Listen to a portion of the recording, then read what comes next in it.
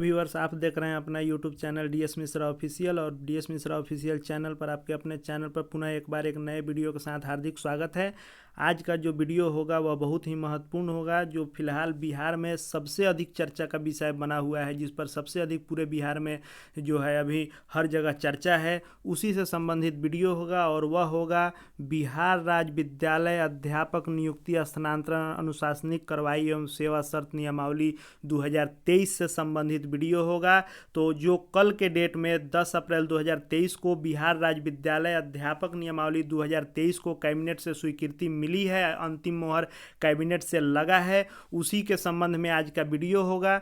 तो जो है वीडियो जो बिहार गजट में जो है उस नियमावली को प्रकाशित किया गया है उसको मैं लेकर आया हूँ। बिहार गजट होता है कि बिहार सरकार का कोई भी नियम जो है, कोई भी नियमावली जब बनती है तो उसको बिहार गजट में छापने का मतलब हो जाता है कि वह जो है कानून का रूप ले लिया, और जिस दिन के डेट में यह जो है सार्वजनिक किया गया उस दिन से जो है पब्लिक डोमेन में आ गया, और उस दिन से वह लागू मान लिया जाता है, उस दिन से वह कानूनी तौर पर कानून बन जाता है और वह लागू हो जाता है। तो बिहार गजट में भी इसको जो है 10 अप्रैल के डेट में प्रकाशित किया गया है, यानी जो नई नियमावली है वह 10 अप्रैल से लागू हो गई है। तो आज के नियमावली में हम देखेंगे कि नियमावली में क्या क्या चीज़ें शामिल की गई है। 7वें चरण की बहाली के लिए जो अभी तक सीटेट बीटेट किए अभ्यर्थी जो है बहुत दिनों से प्रतीक्षारत थे, तो 7वें फेज की जो बहाली होगी, कैसे बहाली होगी, बहाली की पूरी प्रक्रिया क्या होगी, कैसे बहाली होगी,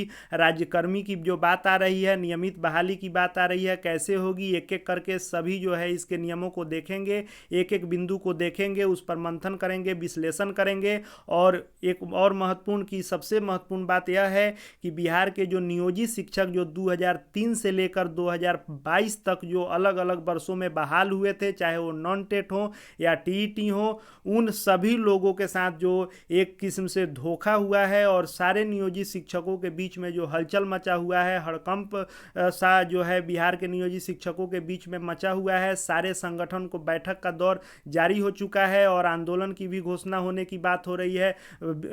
इस में जो है बिहार सरकार के विभिन्न कार्यक्रमों, जनगणना इत्यादि के विरोध की बात हो रही है, काला दिवस मनाने की बात हो रही है, या हर स्तर से अलग अलग विरोध की बात हो रही है। तो आखिर यह विरोध क्यों उठ रहा है, नियोजित शिक्षकों को आखिर इससे क्या घाटा हो रहा है, तो आज के नियमावली में हम एक एक करके देखेंगे कि जो अभ्यर्थी हैं सीटेट बीटेट पास, उनको इस नए नियमावली में क्या उनके लिए लाभ है, क्या हानि है, या जो 2003 से लेकर 2022 तक के नियोजित शिक्षक बहाल हैं उनको इस नियमावली में क्या क्या हानि हो रही है, या क्या उनके साथ धोखा हो रहा है कि ऐसी हलचल जो है पूरे बिहार में मची हुई है। तो आज के इस नियमावली को हम लोग शुरू से अंत तक देखेंगे। वीडियो थोड़ा सा लंबा हो सकता है, लेकिन इस वीडियो में शुरू से अंत तक बने रहेंगे तो उसके बाद आपको बिहार शिक्षक नियमावली जो 2023 जो कल के डेट में जो है जारी हुई है, कैबिनेट से स्वीकृत हुई है, उससे संबंधित कोई भी प्रश्न आपके मन में नहीं रह पाएगा। सभी बिंदुओं पर एक एक करके हम लोग क्लियर करेंगे और इसकी पूर्ण जानकारी मंथन विश्लेषण के बाद हम लोगों को हो जाएगी।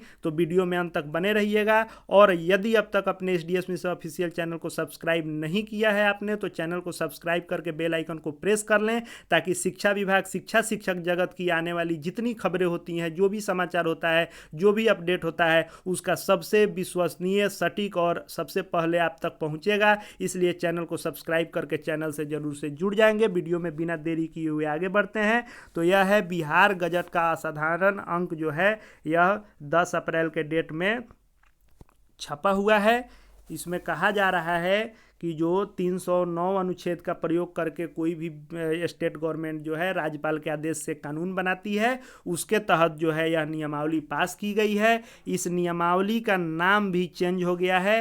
पहले जो नाम था उसको बदल करके संवर्ग बदला गया है, तो साथ ही साथ नियमावली का नाम भी बदला गया है। अब इसका नाम हो गया है बिहार राज्य विद्यालय अध्यापक नियुक्ति स्थानांतरण अनुशासनिक कार्रवाई एवं सेवा शर्त नियमावली 2023 के नाम से यह जानी जाएगी। तो यह हो गया इस नई नियमावली का नाम। इसका संपूर्ण विस्तार जो होगा बिहार में होगा।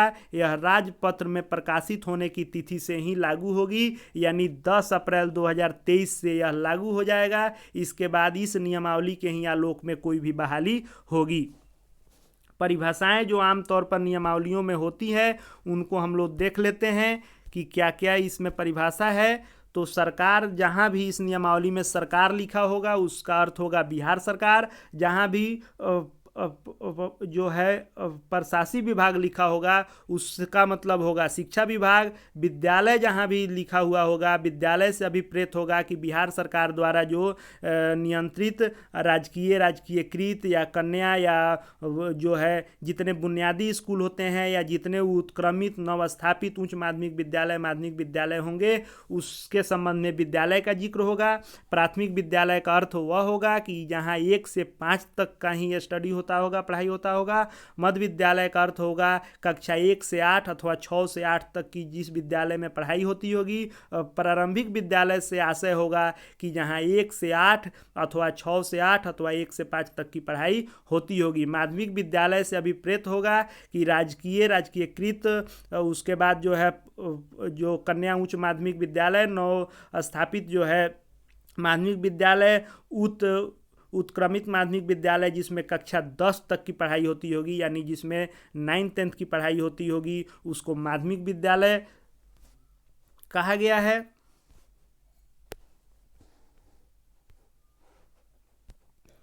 उसके बाद उच्च माध्यमिक विद्यालय का अभिप्रेत होगा, यानी जहाँ आएगा वहाँ यानी 12वीं तक की पढ़ाई होती होगी। जिला परिषद का अर्थ होगा 2006 के अंतर्गत गठित जिला परिषद, पंचायत समिति, ग्राम पंचायत, नगर निकाय, संवर्ग का अभिप्रेत होगा।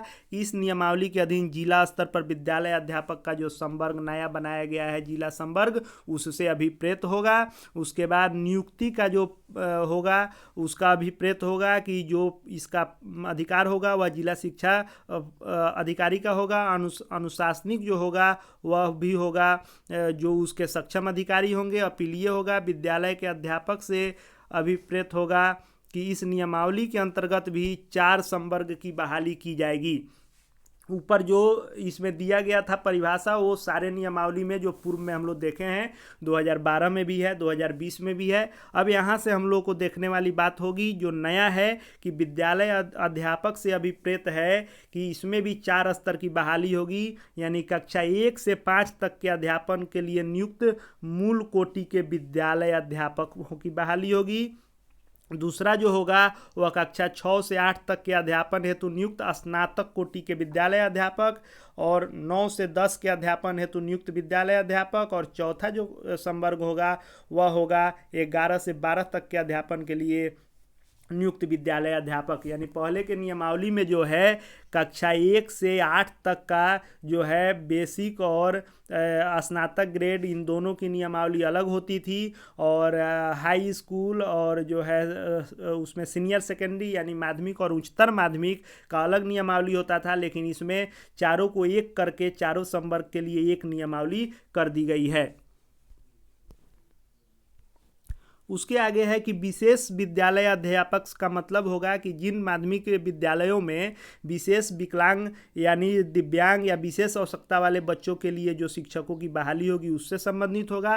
प्रधानाध्यापक से अभिप्रेत होगा, यानी जहाँ पर इसका जिक्र होगा उसका मतलब होगा कि जो पहले से नियमावली थी वो और जो 2021 में अभी जो BPSC द्वारा परीक्षा ली गई है उससे नियुक्त प्रधानाध्यापक, और जो पहले 2006 में जो संशोधित की गई थी 1983 नियमावली के अंतर्गत जो बहाल हैं उनसे मतलब होगा। प्रधान शिक्षक का अर्थ होगा जो अभी परीक्षा लंबित हो गई है, कोर्ट के मैटर के अनुसार जो है परीक्षा रुक गई थी, तो ये उसका भी जिक्र है कि प्रधान शिक्षक से अभिप्रेत होगा कि बिहार राजकीयकृत प्राथमिक विद्यालय प्रधान शिक्षक नियुक्ति स्थानांतरण एवं अनुशासनिक कार्रवाई सेवा शर्त नियमावली 2021 के अंतर्गत जो नियुक्त होंगे आगे उनसे मतलब होगा कि प्रधान शिक्षक का जहाँ भी जिक्र होगा।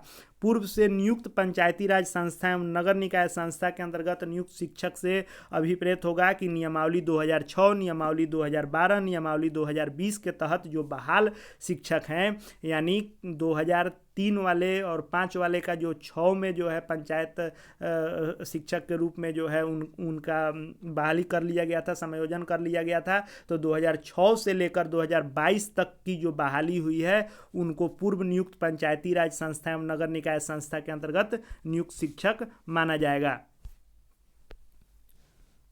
उसके आगे है कि शिक्षकेतर कर्मी से अर्थ होगा कि राज्य सरकार के विद्यालयों में कार्यरत कर्मी जो शिक्षण कार्य में संलग्न नहीं हो, यानी 3rd ग्रेड 4th ग्रेड इत्यादि में जो बहाल होंगे उनका विश्वविद्यालय का मतलब होगा यूनिवर्सिटी। राष्ट्रीय अध्यापक शिक्षा परिषद यानी एनसीटी होगा। पात्रता परीक्षा का आशय यह होगा कि जो सीटेट या बीटेट पास हुए अभ्यर्थी होते हैं उनका जो है पात्रता परीक्षा जहाँ भी लिखा होगा उसका अर्थ होगा सीटेट बीटेट पास। शिक्षक प्रशिक्षण का अर्थ होगा कि एनसीटी से मान्यता प्राप्त या 1993 में जब एनसीटी आया उससे पूर्व का अगर कोई बीएड किया हो या जो उस समय जिस नाम से ट्रेनिंग होती हो वो हो, या 1993 में एनसीटी के अस्तित्व में आने के बाद उससे मान्यता प्राप्त जो है डीएलएड हो, बीएड हो, बीएड हो, बीएससीएड हो, या उसमें जो है 3 वर्षीय बीएड एमएड हो, या बीएड हो, बीएससीएड हो, और 4 वर्षीय एकीकृत बीएड हो, या 1 वर्ष का जो पहले होता था बीएड वो हो, या वैसे केंद्र शासित प्रदेश राज्य जहां एनसीटी का अधिनियम लागू नहीं होता है वहां से बीएड हो या डीएलएड इत्यादि हो और एनसीटी की मान्यता वाले हों। स्पष्टीकरण इसमें दिया है कि शिक्षक प्रशिक्षण की किसी भी उपाधि के मान्यता के बिंदु पर अथवा किसी उपाधि विशेष के समतुलता के बिंदु पर किसी प्रकार के विवाद की स्थिति में राष्ट्रीय अध्यापक शिक्षा परिषद यानी एनसीटी के विचार के बाद जो है विभाग अंतिम निर्णय लेगा। आगे हम लोग मेन चीज़ को देखने वाले हैं, इसीलिए अभी जो है जो पहले की भूमिका है उसको जो है शॉर्ट में हम बताते चल रहे हैं। आगे मुख्य है कि कैसे बहाली होनी है और नियोजित शिक्षक जो पहले से बहाल हैं उनके साथ कैसे इसमें धोखा किया गया है, उनके साथ कैसे छल किया गया है और क्या उनको नुकसान हो रहा है। इसलिए वीडियो में बने रहेंगे क्योंकि महत्वपूर्ण बात अभी आगे आने वाला है।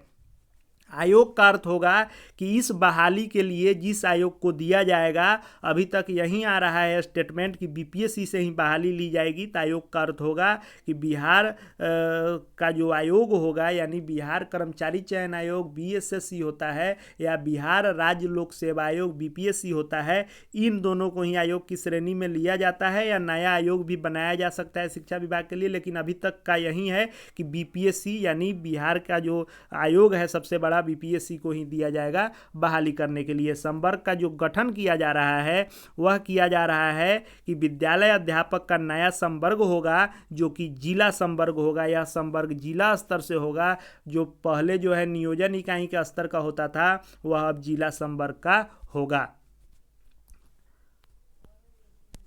अब अगला जो यहाँ पर है वह है कि विद्यालय अध्यापक के सभी पद सीधी नियुक्ति से भरे जाएंगे, यानी पहले से बहाल 2006 से लेकर 2022 तक के जो शिक्षक हैं उनको इसमें किसी प्रकार का प्रमोशन नहीं मिलेगा या उनका समायोजन नहीं किया जाएगा। इस नियमावली के अनुसार सभी के सभी पदों पर सीधी बहाली की जाएगी। किसी प्रकार का इसमें सीट पहले से बहाल शिक्षकों के लिए आरक्षित नहीं की गई है, टोटल सीधी बहाली होगी, सारे पदों को सीधी बहाली से भरी जाएगी। और विद्यालय के अध्यापक पद पर जो नियुक्ति होनी है उसकी अनिवार्य अर्हता क्या होगी उसको हम लोग देख लेते हैं। यानी अब बिहार में शिक्षक बनना है, चाहे वह 1 से 5 का बनना हो, 6 से 8 का बनना हो, 9 से 10 का बनना हो या 11 से 12 का बनना हो, यानी आपको प्राथमिक स्कूल के शिक्षक, मध्य विद्यालय के शिक्षक या माध्यमिक के या उच्चतर माध्यमिक के किसी भी स्तर के शिक्षक आपको बनने हैं बिहार में।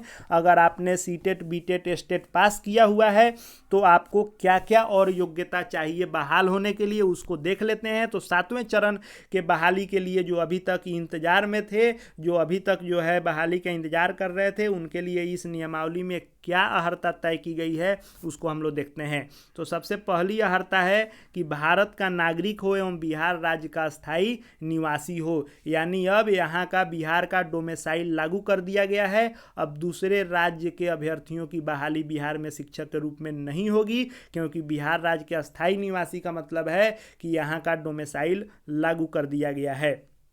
दूसरा जो अर्हता चाहिए वह है कि विद्यालय अध्यापक के पद पर नियुक्ति हेतु राष्ट्रीय अध्यापक शिक्षा परिषद द्वारा समय समय पर निर्धारित शैक्षणिक एवं जो है ट्रेनिंग जो होती है उसकी योग्यता जो धारित करता हो विशेष विद्यालय अध्यापक के लिए अर्हता भारतीय पुनर्वास परिषद के अनुरूप मान्य होगा। यानी आपका NCT से जो मान्यता होगा वह इसमें मान्य होगा। उसके अलावा राज्य सरकार एवं केंद्र सरकार द्वारा समय समय पर आहूत शिक्षक पात्रता परीक्षा में उत्तीर्ण हो। यानी आपको सीटेट बीटेट स्टेट जिस लेवल के लिए आप फॉर्म भरना चाहते हैं उस लेवल का आपके पास सीटेट या बीटेट की डिग्री हो या स्टेट की डिग्री हो तो आपको बिहार का नागरिक होना चाहिए। उसके बाद जो DLED BEd हो NCT से मान्यता प्राप्त होना चाहिए। आपके पास सीटेट और बीटेट की डिग्री होनी चाहिए। परंतु वर्ष 2012 से पूर्व नियुक्त एवं कार्यरत शिक्षक यानी जो नॉन टेट शिक्षक अभी तक बहाल हैं 12 तक, उनको जो है सीटेट बीटेट नहीं चाहिए। दक्षता परीक्षा यदि वो उत्तीर्ण होंगे तो इस परीक्षा में बैठ सकते हैं, लेकिन वे नई बहाली के तौर पर बैठेंगे, चाहे वो टेट वाले हों या नॉन टेट वाले हैं। जो 2022 तक बहाल हैं उनको इसमें किसी प्रकार की न छूट दी जा रही है, न उनके लिए कोई आरक्षण है इसमें, न उनके लिए कोई सीट आरक्षित होगा, न उनको कोई वेटेज मिलेगा। सिर्फ और सिर्फ वह नई बहाली के तौर पर इसमें बैठेंगे। इसीलिए पूरे बिहार में शिक्षकों के बीच में जो है हड़कंप मचा हुआ है कि आखिर इस नियमावली के नाम पर नियोजित शिक्षकों को ठगने का काम किया जा रहा है। क्योंकि सरकार ने वादा किया था कि सरकार बनने पर जो है सभी लोगों को समान काम के बदले समान वेतन देते हुए राजकर्मी का दक्षा जो है नियमित उनको करते हुए राजकर्मी का दर्जा देंगे। लेकिन जो नियोजित शिक्षक थे उनको बिल्कुल इसमें दरकिनार करते हुए नई बहाली की बात की जा रही है। चौथा अर्हता तय किया गया है वह है कि विषय विशेष के लिए अलग से विशेष अर्हता का निर्धारण विभाग द्वारा समय समय पर किया जाएगा। यानी किसी स्पेशल विषय के लिए बहाली करनी है तो। इसके अलावा जो है आयु जो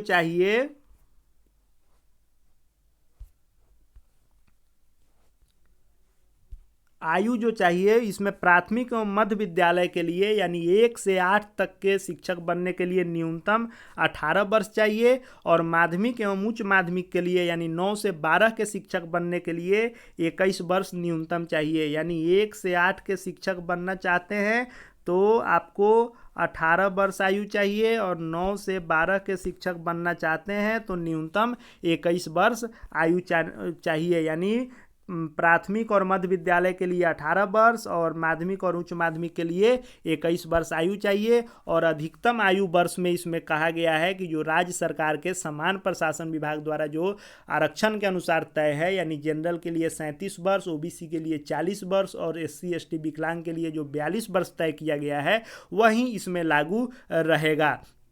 साथ ही साथ यह भी ऐड किया गया है कि जो पहले से टेट स्टेट यानी इस नियमावली के लागू होने से पहले यानी 10 अप्रैल 2023 से पहले जो सीटेट और बीटेट पास हैं उनको जो है 10 वर्ष का इसमें छूट दिया जाएगा। यानी इस नियमावली के प्रवृत्त होने के पश्चात नियुक्ति के प्रथम समव्यवहार में अधिकतम 10 वर्ष की छूट दे होगी।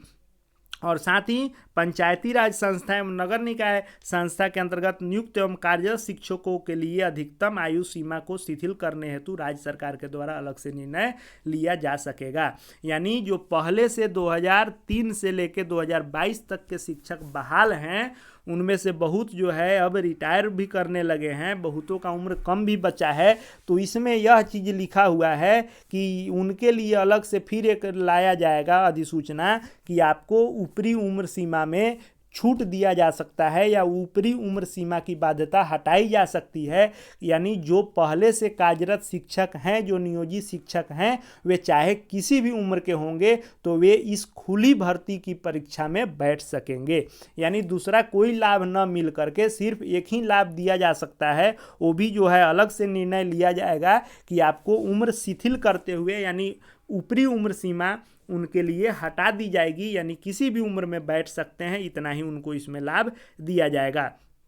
जो आरक्षण है, आरक्षण में जो है जो बिहार सरकार द्वारा आरक्षण की नीति है वह इस पर लागू होगी, लेकिन प्राथमिक एवं मध्य विद्यालय के मूल कोटि एवं स्नातक कोटि के शिक्षक जो होंगे, यानी 1 से 5 और 6 से 8 कोटि के जो शिक्षक बहाल होंगे, उसमें प्रत्येक विषय में न्यूनतम 50% जो है महिला अभ्यर्थियों की नियुक्ति की जाएगी और विषम संख्या रहने पर अंतिम पद जो है महिला अभ्यर्थी को ही दिया जाएगा। यानी 10 सीट यदि है तो 5 पुरुष का 5 महिला का होगा 1 से 8 के शिक्षक के लिए, लेकिन यदि 11 सीट होगा तो 6 महिला का हो जाएगा और 5 पुरुष के लिए रहेगा। उसके बाद है कि प्राथमिक एवं मध्य विद्यालय के मूल कोटि एवं स्नातक कोटि के विद्यालय अध्यापक के लिए विषयवार आरक्षण रोस्टर का संधारण समेकित रूप से जिला स्तर पर किया जाएगा और इसी प्रकार माध्यमिक और उच्च माध्यमिक विद्यालय अध्यापक के लिए विषयवार आरक्षण यानी आरक्षण का रोस्टर जो है वह जिला स्तर पर तैयार किया जाएगा। यानी इसके पहले जैसा कि आपने देखा था कि प्रधानाध्यापक के परीक्षा के लिए और जो है प्रधान शिक्षक परीक्षा के लिए जो नियम अपनाए गए थे, उसी तरह इसमें भी नियम अपनाए जाएंगे कि आरक्षण रोस्टर का जो है क्लियरेंस करके जिला से जो है भेजा गया था राज्य में और राज्य द्वारा वह जो है जो आरक्षण का रोस्टर था और जो रिक्ति थी वह भेज दिया गया था बीपीएससी को और बीपीएससी ने उस आरक्षण रोस्टर और उस रिक्ति के अनुसार जो है बहाली निकाली। उसने जो है उसके लिए सिलेबस तय किया, उसके लिए अपना मानदंड रखा और परीक्षा लिया और जो है हाई स्कूलों के लिए तो बहाली हो गई है, लोग ज्वाइन भी कर लिए, लेकिन अभी जो 1 से 5 के लिए प्रधान शिक्षक की बहाली होनी थी वह रुक गई। लेकिन उसी प्रक्रिया के अनुसार अब यह विद्यालय अध्यापक की भी बहाली होगी। उसके बाद है कि नियुक्ति की प्रक्रिया क्या होगी, तो शिक्षा विभाग द्वारा विद्यालय अध्यापक के पद पर सीधी नियुक्ति हेतु जिला स्तर पर रिक्त पदों की गणना कर रोस्टर क्लियरेंस के साथ आरक्षण कोटिवार अधियाचना आवश्यकता अनुसार आयोग को भेजी जाएगी।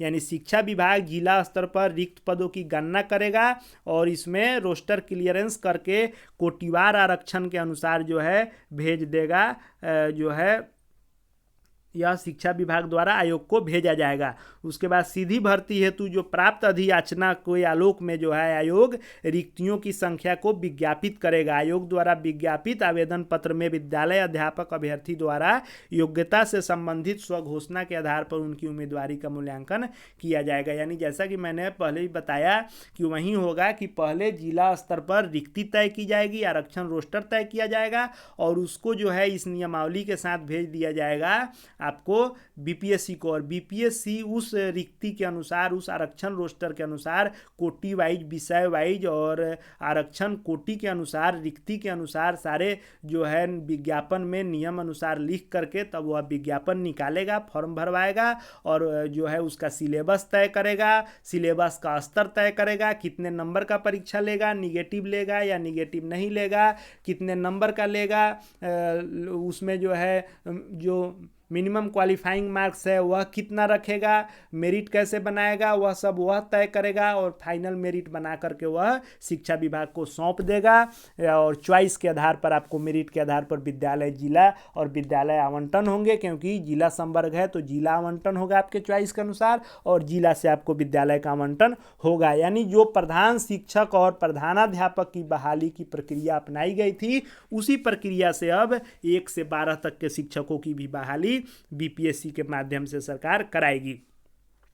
परीक्षा हेतु पाठ्यक्रम का जो निर्धारण होगा वो भी आयोग तय करेगा कि प्रश्न पत्र का स्तर क्या होगा, उत्तर पुस्तिकाओं का मूल्यांकन कैसे होगा, उसका जो है मिनिमम क्वालिफाइंग मार्क्स क्या होगा, वो सब कुछ आयोग तय करेगा। उसके बाद परीक्षा के पैटर्न का भी निर्धारण कि किस स्तर से, जैसे 1 से 5 के लिए परीक्षा ले रहे हैं तो उसका स्तर क्या होगा, 6 से 8 के लिए ले रहे हैं तो कौन कौन विषय से कितना कितना नंबर का पूछेंगे और जो है किस स्तर का होगा, किस क्लास के स्तर का होगा, 9 से 10 के हाई स्कूल के लिए ले रहे हैं तो किस विषय से कितना नंबर का प्रश्न पूछेंगे, उसका स्तर किस क्लास का होगा, +2 के लिए ले रहे हैं तो किस विषय से कितना लेंगे, कितने नंबर का लेंगे और किस क्लास के स्तर का प्रश्न पूछेंगे। उक्त परीक्षा के लिए हर्तांक नियत करने का विवेकाधिकार जो है आयोग को होगा।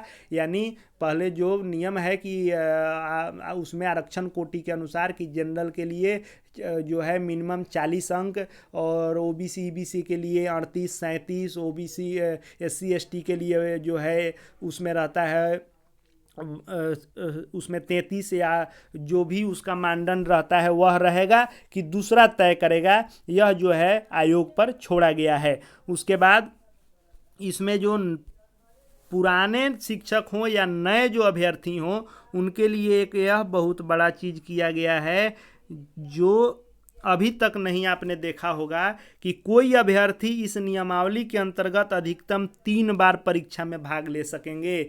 यानी आप कई वर्षों से सीटेट बीटेट पास करके बैठे हुए हैं, तो अब आप फॉर्म आयोग के माध्यम से मात्र 3 बार भरेंगे। अगर 3 बार में परीक्षा को निकाल लेते हैं तो आप बिहार में शिक्षक बनेंगे, अन्यथा आपका बीएड डीएलएड सीटेट बीटेट की डिग्री व्यर्थ चली जाएगी, आप शिक्षक नहीं बन पाएंगे। यानी 3 मौका ही मिलेगा, जबकि आपको यूपीएससी जैसी परीक्षा में आईएएस बनने के लिए 6 चांस दिया जाता है, लेकिन अब बिहार में आपको शिक्षक बनना है तो आपको सिर्फ 3 चांस मिलेंगे। हालांकि यह 3 चांस के परीक्षा होने में ही 10 वर्ष लग जाएगा, 3 बार परीक्षा होगा तो जैसा यहाँ पर स्पीड चलता है बहाली का, उस अनुसार देखा जाएगा तो 3 बार के परीक्षा में लोगों का उम्र भी निकल जाएगा। यानी 3 चांस ही मिलना है।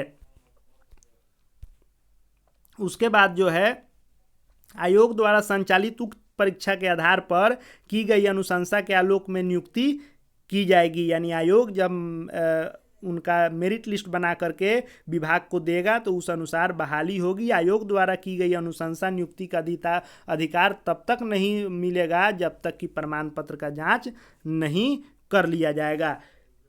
तो इसमें जो है अब इसमें लिखा गया है कि पंचायती राज संस्था एवं नगर निकाय संस्था के अंतर्गत नियुक्त एवं कार्यरत शिक्षक इस संवर्ग में नियुक्ति के लिए नियम 7 में अंकित नियुक्ति की प्रक्रिया में भाग लेने के लिए पात्र होंगे। इस संबंध में आवश्यकता अनुसार प्रक्रिया का निर्धारण, यानी जो यह ऊपर दिया गया है इसी के अनुसार बहाल होने के लिए पहले से बहाल शिक्षक भी पात्र होंगे।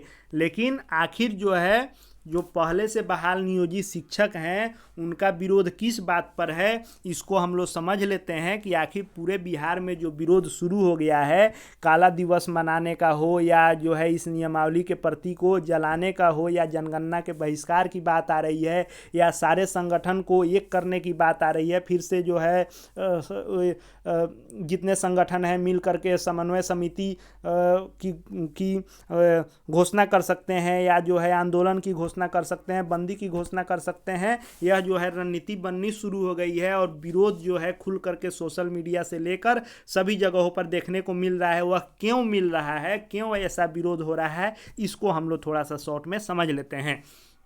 तो बात है कि जो बहाली हुई वह बहाली 2003-05 में जो हुई, उनको 6 में पंचायत शिक्षक बनाया गया। तो 6 से लेके 22 तक, चाहे वह 6 से जो 12 तक बहाली हुई, 10 तक जो बहाली हुई वह जो है नॉन टेट बहाली हुई, और जो 2011 में टीईटी लिया गया और जो 13 से बहाली शुरू हुई, 13-14 से लेकर के 22 तक जो छठे चरण तक बहाली हुई है, वह टेट स्टेट बीटेट के आधार पर जो बहाली हुई है उस पर बहाली हुई है। लेकिन अब क्या कहा जा रहा है कि यह जो बहाली होगी इसमें सारी बहाली नई नियुक्ति होगी। तो नई नियुक्ति का मतलब हुआ कि आप यदि 10 साल 15 साल 20 साल या 12 साल जितना भी साल आप बिहार सरकार को दिए हैं, आप काम किए हैं, उसका कोई इसमें मतलब नहीं रह जाएगा। यानी आपकी सेवा निरंतरता समाप्त हो जाएगी, पहली बात। दूसरी बात, कहने के लिए कहा जा रहा है कि आकर्षक वेतनमान दिया जाएगा। शिक्षा मंत्री का स्टेटमेंट है कि आकर्षक वेतनमान देंगे। लेकिन इसमें आप देखें तो जो प्रधानाध्यापक की बहाली होनी थी और हुई है हाई स्कूलों में, उसका मूल वेतन रखा गया था 35,500 रुपया। यानी हाई स्कूल के जो हेडमास्टर बने हैं वह जब 35,500 के मूल वेतन पर बने हैं, ज्वाइन भी कर लिए, तो जब हाई स्कूल में जो शिक्षक बहाल होंगे वह तो स्वाभाविक है कि इससे कम पर ही सरकार बहाली करेगी, क्योंकि स्वाभाविक सी बात है कि प्रधानाध्यापक के वेतन से कम ही वेतन पर वहाँ पर बहाली होगी शिक्षक की। तो वह आकर्षक कहाँ से हुआ? दूसरा, जो प्रधान शिक्षक की बहाली होनी है उसका मूल वेतन तय किया गया है 30,500। तो जो प्रारंभिक स्कूल में अध्यापक की बहाली होगी वह इससे ज़्यादा में कहाँ होगा। वह अगर इससे कम में होता है तो कहीं से आकर्षक नहीं हुआ, यह सिर्फ जो है कहने का ख्याली पुलाव हुआ। फिर से नया नाम दिया गया है, जैसे प्रधानाध्यापक के बदले प्रधान शिक्षक कह के नया नाम दे करके और नया वेतनमान की घोषणा सरकार द्वारा की गई। वैसे ही जब नियमित आप जिला संवर्ग में कर रहे हैं तो सहायक शिक्षक का जो है इसमें मिलना चाहिए दर्जा, तो सहायक शिक्षक का नाम नहीं देकर विद्यालय अध्यापक का नाम दिया जा रहा है। तो यानी अलग संवर्ग बना के अलग नाम दिया जा रहा है। तो इससे बिल्कुल इनकार नहीं किया जा सकता है कि वेतनमान भी जो है नया होगा। पहले जो 4200, 4600, 4800 का जो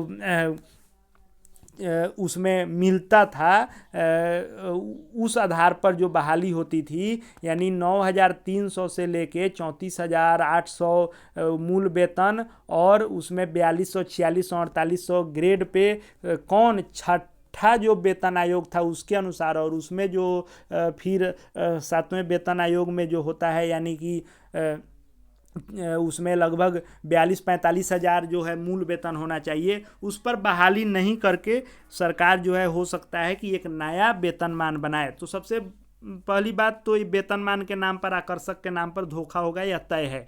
दूसरा कि जब वेतन संरक्षण का लाभ नहीं मिलेगा और नया वेतनमान बनाया जाएगा तो जो पहले से बहाल शिक्षक हैं उनका पहले से मिल रहे वेतन से हो सकता है कि इस जिला संवर्ग और नियमित के नाम पर वेतन घट जाएगा। पहला नुकसान यह हुआ कि उनका वेतन घट जाएगा, वेतन संरक्षण नहीं मिलेगा, क्योंकि यह बहाली बिल्कुल नहीं है तो वेतन संरक्षण नहीं मिलेगा। दूसरा, वह जितना भी दिन काम किए हैं उनकी सेवा निरंतरता जो है वह खत्म हो जाएगी, यह खत्म हो जाएगी। उसके अलावा अगर देखें तो मान लीजिए कि जो उनका वेटेज मिलना चाहिए कि वे बहुत दिनों से 15 साल, 20 साल, 10 साल से काम किए हैं, तो उनको इसमें कुछ वेटेज मिलना चाहिए, वह नहीं मिल रहा है। चौथा, उनके लिए आरक्षण होना चाहिए कि 50% सीटों पर जो है उनकी जो है उनका समायोजन होना चाहिए, समंजन हो जाना चाहिए, बाकी रिक्त पदों पर जो है बहाली होना चाहिए, तो वो भी आरक्षण इसमें नहीं मिल रहा है। इस तरह बहुत सारे जो है इसमें हानि देखने को मिल रहे हैं और बीपीएससी से फ्रेश बहाली में शामिल होने की बात की जा रही है। वो भी 3 चांस मिलेगा, वो कब होगा, क्या होगा, वो देखने वाली बात होगी। तो इसमें सेवा निरंतरता, वेतन संरक्षण, वेटेज या फिर आरक्षण, सामंजन, समायोजन, किसी प्रकार का लाभ पहले से बहाल 2003 से लेकर 2022 तक के बहाल शिक्षकों को इनमें से किसी प्रकार का लाभ नहीं दिया जा रहा है। इसीलिए जो है हर जगह विरोध हो रहा है इस नई नियमावली का। आगे देखते हैं, प्रमाण पत्रों का जो जांच है वह प्रमाण पत्रों के जांच में नियुक्ति का जो जिनके पास जो है अधिकार होगा वह दायित्व तो होगा कि वे इसका जांच करेंगे। प्रमाण पत्र जाली या गलत पाए जाने पर उनके ऊपर एक्शन होगा, ये सभी लोग जानते हैं। परिवीक्षा जो अवधि होती है वह 2 साल का होता है कि 2 साल तक संतोषजनक सेवा देने के बाद जो है आपका अस्थायी होता है। इस बीच जो ट्रेनिंग होता है वो आपको करना होता है। संपुष्टि जो होती है, जो आप ट्रेनिंग जो है पूर्ण कर लेते हैं और आपका शैक्षणिक और ट्रेनिंग इत्यादि सभी प्रमाण पत्रों का जांच हो जाता है, तब आपकी सेवा संपुष्ट हो जाती है। अब है कि वरीयता सूची। तो प्राथमिक एवं मध्य विद्यालय के विद्यालय अध्यापक की विषयवार समेकित वरीयता सूची होगी और माध्यमिक एवं उच्च माध्यमिक विद्यालयों को भी विषयवार, यानी हर कैडर का अलग, यानी 1 से 5 का जो है अलग होगा, 6 से 8 का वरीयता अलग होगा, 9 से 10 का अलग होगा और 11 से 12 का अलग होगा, और यह भी जो है विषयवार होगा। इसमें वरीयता यह चारों संवर्ग का, चारों कोटि का अलग अलग जो है विषयवार वरीयता तय की जाएगी। उसके बाद है स्थानांतरण। अब स्थानांतरण जो है, विद्यालय अध्यापक का पद जो है स्थानांतरणीय होगा, यानी इसमें ट्रांसफ़र होगा। मंत्रिमंडल सचिवालय विभाग के अनुसार जो है इसमें होगा। इसमें आपको ऐच्छिक भी होगा, एडमिनिस्ट्रेटिव भी होगा और शैक्षणिक दृष्टिकोण से भी होगा। यानी 3 वर्ष पर जो नियम होता है उस अनुसार विभाग भी आपका बदली कर सकता है। 3 वर्ष पर आप ऐच्छिक जहाँ का चाहेंगे वहाँ भी आपको विषयवार कोटिवार जो नियम होगा उस अनुसार यदि आपका होता है तो हो सकता है, या शैक्षणिक दृष्टि से यानी किसी विद्यालय में शिक्षकों की कमी है तब भी वहाँ आपके वरीयता सूची के अनुसार जो है आपका स्थानांतरण हो जाएगा। तो एक स्थानांतरण में भी देखेंगे हम, तो स्थानांतरण में भी जो पहले से बहाल शिक्षक हैं उनको कुछ नहीं मिलने जा रहा है, क्योंकि जो पहले से नियोजन इकाई था उसको भंग करके और जब नया नियोजन इकाई बनता और उसमें सारे शिक्षकों का समंजन किया जाता तब यह नियम उन पर भी लागू होता। लेकिन यह चूँकि फ्रेश बहाली है और इसमें भी शामिल होना है तो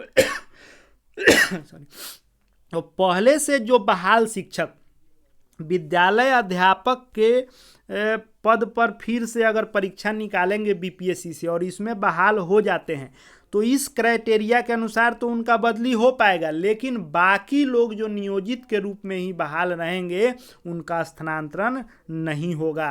तो उधर जो हमने बताया कि उनकी वरीयता की हानि हो रही है, वेतन संरक्षण का हानि हो रहा है, सेवा निरंतरता का हानि हो रहा है, वेटेज नहीं मिल रहा है, आरक्षण नहीं मिल रहा है, समायोजन सामंजन नहीं हो रहा है और साथ ही साथ स्थानांतरण भी नहीं होगा और उनका ट्रांसफ़र नहीं हो पाएगा।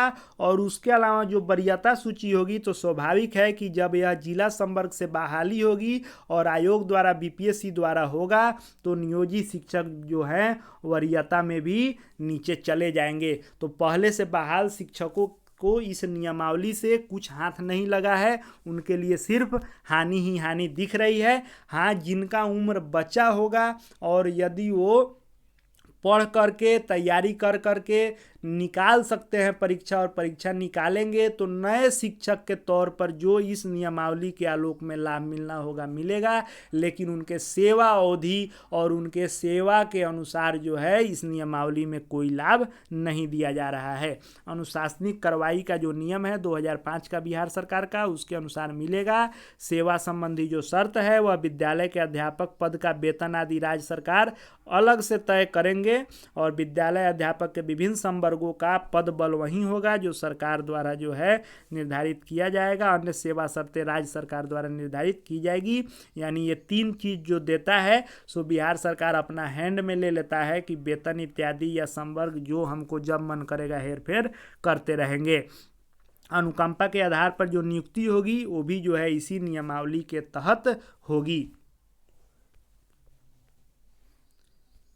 आचरण संहिता जो है वही है कि निर्धारित पाठ्यक्रम को जो है सुलभ एवं सुगम जो है तरीके से पूर्ण करना होगा, समय पर विद्यालय आना होगा, निर्धारित रूटीन के अनुसार कक्षा का संचालन करना होगा, बाल अधिकारों का संरक्षण करना होगा।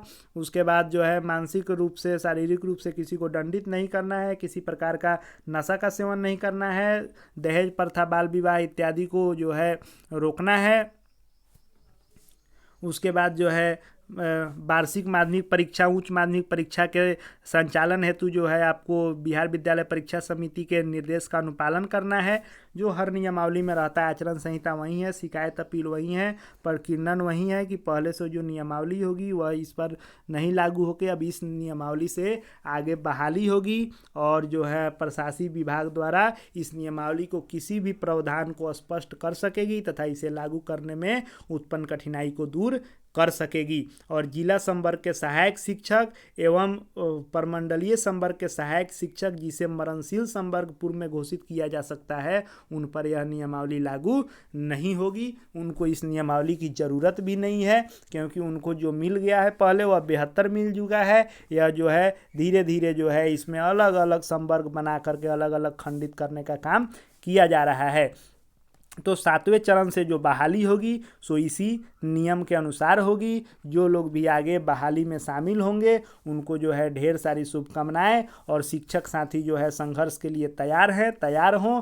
हम लोगों को भी जो है इसमें संघर्ष यदि करेंगे तभी कुछ हो सकता है, अन्यथा इस नियमावली में पहले से बहाल शिक्षकों के लिए किसी प्रकार की कोई फायदे दिखने वाली, लाभ दिखने वाली बात नहीं है। सभी को शुभकामनाएं। नियमावली आने के बाद शीघ्र जो है बिहार में बहाली हो और विद्यालयों में शिक्षक मिले, ताकि बिहार के बच्चे का कल्याण हो सके। अगर चैनल को अभी तक सब्सक्राइब नहीं किए हैं तो आगे 7वें चरण की बहाली से लेके शिक्षक, शिक्षा विभाग एवं शिक्षक से संबंधित, छात्र अभ्यर्थी से संबंधित हर प्रकार के खबरों, नए अपडेट, नियमावली पर विस्तृत मंथन, विश्लेषण एवं शिक्षा विभाग से जुड़ी सभी खबरों का ऑथेंटिक जानकारी देखते जानते रहने के लिए चैनल को निश्चित रूप से सब्सक्राइब कर लें। अधिक से अधिक लोगों के बीच में शेयर करें। वीडियो उपयोगी लगा हो तो लाइक करें। इस वीडियो को देखने के लिए आपका बहुत बहुत धन्यवाद।